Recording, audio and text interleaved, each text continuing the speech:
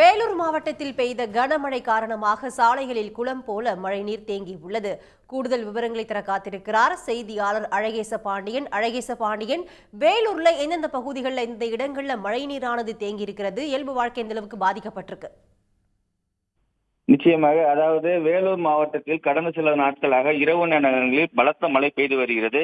இதன் காரணமாக பல்வேறு இடங்களில் அவ்வப்போது மழைநீர் தேங்கி வரும் சூழ்நிலையில் நேற்று இரவு பெய்த மழையின் காரணமாக வேலூர் புதிய பேருந்து நிலையம் அருகே கிரீன் சர்க்கிள் உள்ள சுற்றுப்பகுதியில் உள்ள சென்னை பெங்களூர் தேசிய நெடுஞ்சாலையின் அணுகுசாலையில் மழைநீரானது தேங்கியுள்ளது.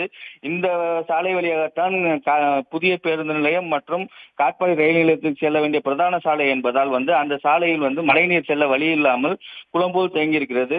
கிரீன் சர்க்கிள் பகுதியில் சுரங்க நடைபாதை பணிகள் நடைபெற்று வருவதால் மழைநீர் செல்வதற்கான கால்வாய்கள் அடைக்கப்பட்டிருக்கிறது. இதன் காரணமாக இந்த மழைநீரானது பாலாற்றிற்கு செல்ல வேண்டும்.